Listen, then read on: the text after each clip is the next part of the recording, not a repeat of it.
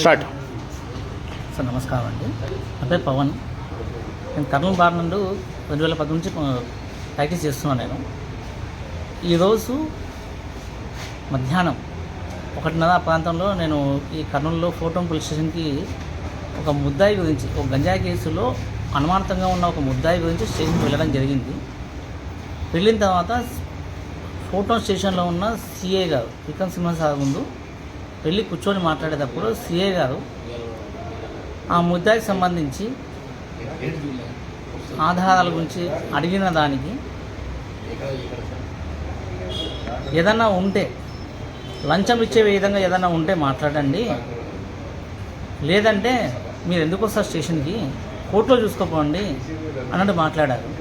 మాట్లాడితే సార్ ముద్దాయి తప్పు చేసింటే ముద్దాయి మీద కేసు పెట్టండి, మేము కోర్టులో చూసుకుంటాము అంటే వీడు ఎవరు ఎక్కువ మాట్లాడుతున్నారని చెప్పనేసి నీకు కేకలేస్తూ లంచా కొడాక ఇరిఫుకు నా కొడాక నువ్వు ఎవరు రానికి స్టేషన్కి, నీకు ఎంత ధైర్యం ఉంటే నా ముందు వచ్చి కూర్చొని మాట్లాడతావు, నీ వల్ల నాకు ₹1 లాభం లేదు, నిన్ను చంపి పాడేస్తా, ఏం చేసుకుంటా చేసుకో అంటే సార్ నేను అడ్వకేట్స్ ఈ విధంగా మాట్లాడుతాను నాతో, అడ్వకేట్స్ అని అంటే ఇలా వచ్చా నా కొడుకు నువ్వేందా అడ్వకేట్ నువ్వు ఇంతకి అని తిడుతూ ఉంటే సార్ సర్లేదు సార్ కోర్టులో చూసుకుంటాను లేదు సార్ రిమాండ్ చేసుకోండి చెప్పి లేచి వస్తూ ఉంటే షర్టు పట్టుకొని ఈడ్చుకొని లోపలికి ముఖానికి వేసి పిడిగుద్దులు గుద్దుతూ ఆయన ఒక సిఐ కాబట్టి రక్త చుక్క రాకుండా గాయం కనిపించకుండా కొట్టిన దెబ్బలకి నాకు ఇదంతా మెడ మొత్తం వాసిపోయి ఇబ్బందికరంగా ఉంది. ఇప్పుడు మాట్లాడడానికి కూడా చాలా టైం తీసుకొని ఇంజక్షన్ వేయించుకొని చేసుకొని ఇప్పుడు మాట్లాడుతున్నా.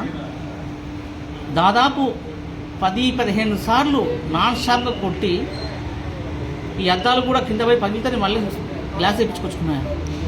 ఈ విధంగా కొట్టి చేసి ఇంకొకసారి లంచా కొడక మీ అడ్వకేట్ లాంటి వాళ్ళు ఎవరైనా కానీ స్టేషన్కి వస్తే మీ అంతు చూస్తా, నేను డబ్బులు రావు మీ నుంచి, ఏమీ రావు, ముద్దాయిల్ని తీసుకోపోతారు మా దగ్గర నుంచి, మీరు కేసులు తీసుకొని వేలు ఫీజులు తీసుకుంటారు, మాకేమీ రావు అని చెప్పండి. కేవలం లంచం అన్న మాట కోసం చేస్తూ ఇంకొకటి దీంతోపాటు మనసులో ఏం పెట్టుకున్నానంటే ఒక కేసుకు సంబంధించి 2025లో డిసెంబర్లో ఒక కేసు కట్టినారు, భూతల కేసు. ఆ భూతల కేసు సంబంధించి అనివార్యంగా నేను బెయిల్ వేయాల్సి వచ్చింది.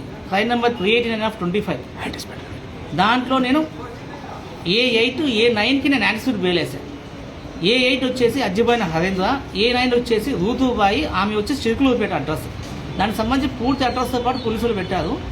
తర్వాత మొన్న ఈ 2026లో మొన్న రీసెంట్గా ఒక 15 రోజుల క్రితము A9ని పూర్తిగా మార్చి రూతుబాయి అన్న పేరుని మార్చి వేరే నిజామాబాద్ సంబంధించి వేరే అన్యాయంగా సంబంధం లేని ఒక ఆడపిల్లని కేసులు ఇన్వాల్వ్ చేశారు. ఆ విషయానికి సంబంధించి నేను కోర్టుకు విన్నవించుకున్నాను, కోర్టుకి నా బెయిల్లో విన్నవించుకున్నాను.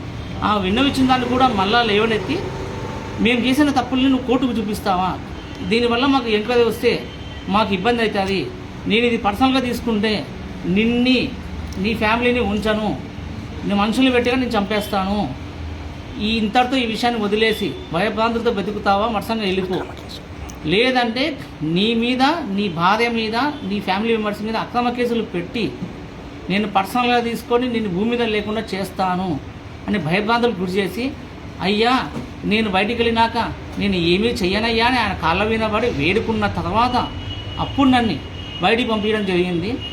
ఇది ఒక అడ్వకేట్కి జరిగిందా లేకపోతే అడ్వకేట్ సమాజానికి జరిగిందా ఒక్కసారి గుర్తించండి.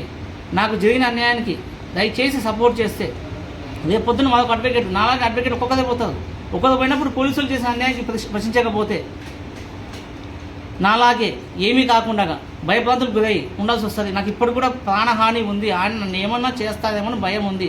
నాకేమన్నా కానీ నా పిల్లలకు కానీ ఏదైనా జరిగితే పూర్తి బాధ్యత ఫోటోన్ సిఐ విక్రమ్ సింహ గారు, ఆ పక్కన ఉన్న క్రైమ్ పార్టీ కానిస్టేబుల్ మురళీ గారే వహిస్తారు.